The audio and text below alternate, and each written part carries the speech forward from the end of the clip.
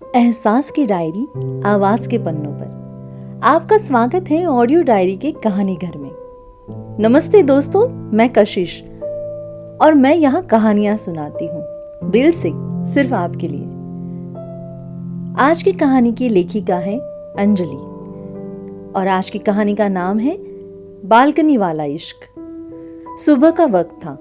सूरज अभी पूरी तरह निकला नहीं था, पर कॉलोनी जाग चुकी थी। कहीं प्रेशर कुकर सीटी मार रहा था, रास्तों पर झाड़ू लगाने की आवाजें आ रही थी और गली से पेपर डालने वाला राजू साइकिल पर घंटी बजाता हुआ अपनी स्टाइल में घरों घरों में ताजी ताजी खबरें पहुंचा रहा था। यश आधी नींद में चाय का कप लेकर बालकनी में आया। सफेद टी शर्ट, ढीला ढाला ट्रैक पैंट, बाल बिखरे थे जिसे रात ने उन्हें अपनी बातों में उलझा दिया हो। आंखें खुली थी पर दिमाग अभी भी बिस्तर पर पड़ा था। यश बहुत ही साधारण सा लड़का था। उसकी जिंदगी में कोई बड़ा ड्रामा नहीं था। यश एक प्राइवेट ऑफिस में अकाउंटेंट था। न बड़ी पोस्ट, न बड़ा रुतबा। बड़ी आसान सी जिंदगी थी। सुबह उठो, ऑफिस जाओ, शाम को ऑफिस से निकलते वक्त उसके दिमाग में कोई बड़ा सपना नहीं होता था।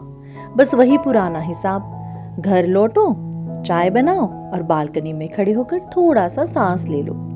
उसकी अपनी जिंदगी तो रोज रिपीट मोड पर चल रही थी। आज सुबह भी वो रोज की तरह रेलिंग पर कोहनी टिकाकर नीचे देख रहा था। तभी सामने वाली बिल्डिंग की बालकनी में हलचल हुई। कुछ चमक रहा था।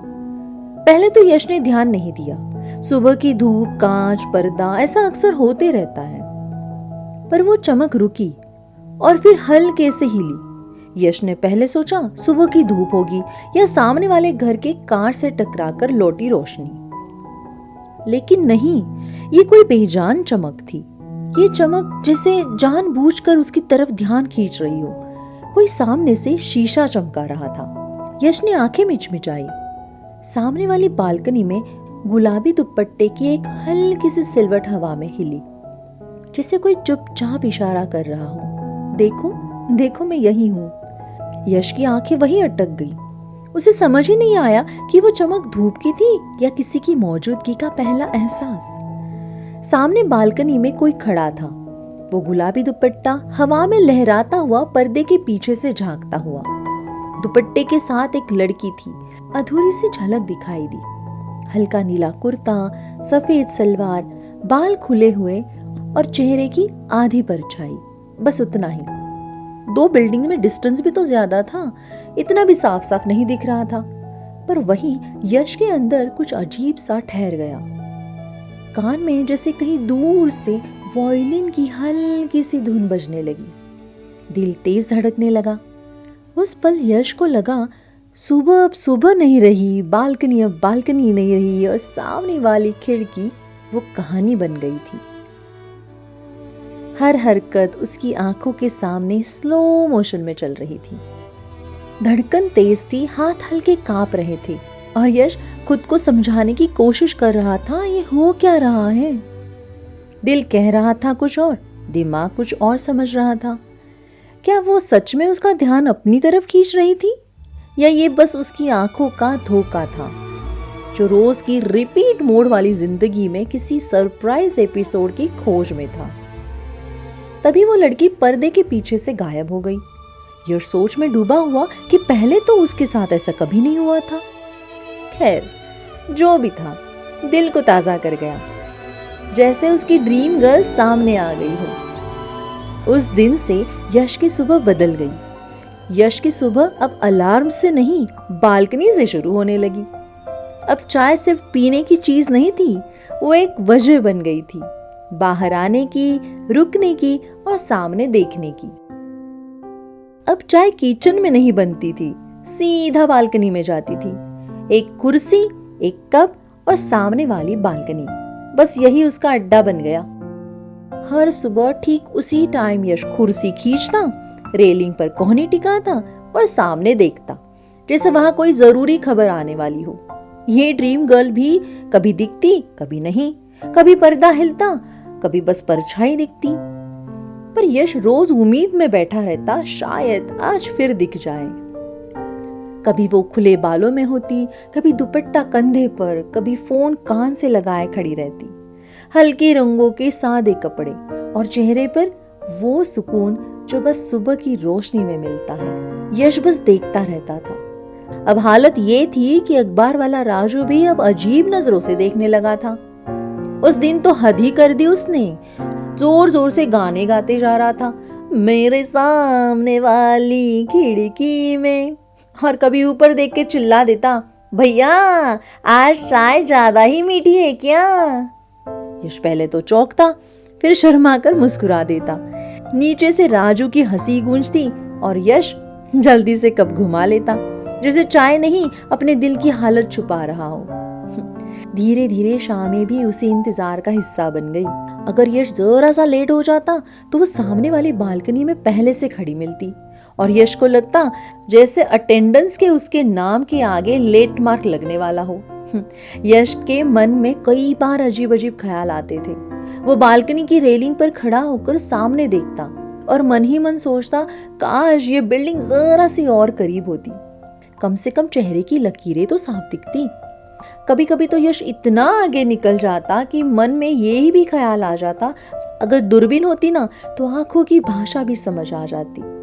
वो दांत दबाकर हंसते हुए खुद ही को कहता, शाबाश यश, अभी हाय हेलो भी नहीं हुआ और तुम ख्वाबों की पूरी फैक्ट्री खोल चुके हो। फिर खुद ही के सर पर छोटी सी टपली मारते हुए खुद को संभाल लेता। अब दोनों का एक नियम सा बन गया था, सुबह शाम वही टाइम, वही बालकनी, वही नजरें। फिर एक शाम ऐसे हुआ, अपनी ड्रीम गर्ल, अरे अपनी मतलब यश की ड्रीम गर्ल, उसकी नजरें पहली बार सीधे यश से टकरा गई। यश एकदम चौंक गया, ऐसे लगा जैसे किसी ने अचानक उसका नाम लेकर पुकारा हो। चाय का कप भारी लगने लगा, दिल बिना वजह तेज धड़कने लगा और यश खुद को संभालने की कोशिश करने लगा। अरे क्या हो क्या रहा है।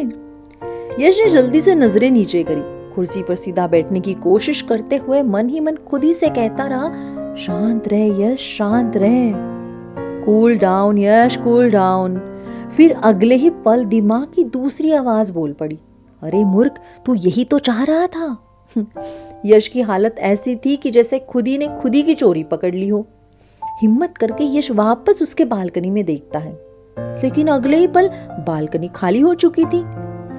अरे अरे ये लड़की कहाँ गायब हो गई। अपनी एड़ियां उठा उठा कर, गर्दन को घुमा घुमा कर पर्दे के पीछे झांकने लगता है और मन ही मन सोचता है, भाई इतनी जल्दी कौन डिसअपियर होता है। उस सुबह की चाय में अब स्वाद नहीं था, बस सवाल था, ये जो हुआ क्या ये शुरुआत है। दूसरे दिन सुबह जल्दी उठ के यश बालकनी में पहुंचा, कुर्सी खींची, चाय का कप हाथ में, पर्दा हल्का सा हिला और वही नजरें। लड़की एक पल के लिए देखती है और पलटकर चली जाती है। यश अब मजाक में सोचने लगा, भाई ये तो रोज का सब्सक्रिप्शन वाला शो बन गया है, पॉपअप नोटिफिकेशन के साथ। अखबार वाला राजू भी रोज की तरह नीचे से गुजरता है और चिल्लाता है, भाई चाय गरम करो या बालकनी वाला एपिसोड मिस हो जाएगा। यश मुस्कुरा देता, कप घुमाकर घूंट लेता और धीरे धीरे सोचता, देख लिया, अब मोहब्बत की खबर अखबार में छपने वाली है। वो मुस्कुराया, घूमकर सामने वाली बालकनी को एक आखिरी नजर दी थी, उसी उम्मीद में कि वापस तो नहीं आई। कहते हैं ना, उम्मीद पे दुनिया कायम है। धीरे धीरे यश की अब ये आदत बन गई, कभी चाय आधी रह जाती, कभी राजू की आवाज मजा बढ़ा देती और बालकनी वो अब केवल बालकनी नहीं रही थी, वो एक मिनी थिएटर बन चुकी थी जहां हर सुबह का शो उसी की निगरानी में चलता था। और दोस्तों, मजे की बात तो ये थी कि ये सिर्फ यश का रूटीन नहीं था, अब वो लड़की भी पक्के टाइम टेबल वाले इंसान बन चुकी थी। सुबह चाय लेकर यश बालकनी में कदम रखता, उधर सामने पर्दा ऐसे हिलता और माहौल ऐसा कि शाही ढोल बज रहे हो, सिंहासन पर तारे झिलमिला रहे हो और दरबार में घोषणा हो रही हो, सुनो सुनो सुनो, समस्त प्रजा ध्यान दे, आज फिर रोज की तरह अपने कप पे चाय सहित बालकनी के युवराज यश महाराज पधार चुके हैं। कभी वो पहले से खड़ी होती, कभी यश पहले पहुंच जाता और दोनों ऐसे एक्ट करते जैसे बस इत्तेफाक है। शाम को भी वही सीन। यश अगर लेट हो जाता तो वो बालकनी में खड़ी ऐसी देखती जैसे बोल रही हो, टाइम क्या हुआ है यश, क्लास मिस हो रही है। यश भी अब प्रो हो गया था। अब दोनों में इशारे भी शुरू हो गए थे। यश अगर शर्ट ठीक करता तो वो दुपट्टे से मुंह छुपाकर शर्मा जाती। अगर वो चाय का कप दबाता तो वो नजरें घुमा लेती। छोटे छोटे पल जिन्हें यश अपने दिल में बड़ी बड़ी कहानियों की तरह जमा करते जा रहा था। अब हालत ये थी, यश ऑफिस में भी बैठकर बालकनी वाली ड्रीम गर्ल के बारे में सोचता रहता था। आज तो यश तय करके ही आया था कि आज बात आगे बढ़ाऊंगा, कम से कम इशारों इशारों में मोबाइल नंबर तो मांग लूं। इतने दिनों की नोक झोंक से ये तो पक्का हुआ था कि आग दोनों तरफ बराबर लगी हुई थी। उस शाम यश कुछ ज्यादा ही जल्दी घर लौट रहा था। मन में अजीब सी बेचैनी थी, जिससे आज कुछ बदलने वाला हो। वही बालकनी की लड़की के बारे में सोच ही रहा था, तभी उसने देखा सोसाइटी के गेट के पास सब्जी वाला ठेला लेकर ताजी ताजी सब्जियां बेच रहा था। और वही वो लड़की, ड्रीम गर्ल, वो भी थी। आज उसने हल्का पीला सूट पहना था, सफेद दुपट्टा हाथ में था, बाल ढीले से जुड़े हुए थे और चेहरे पर वही शांत से मुस्कान।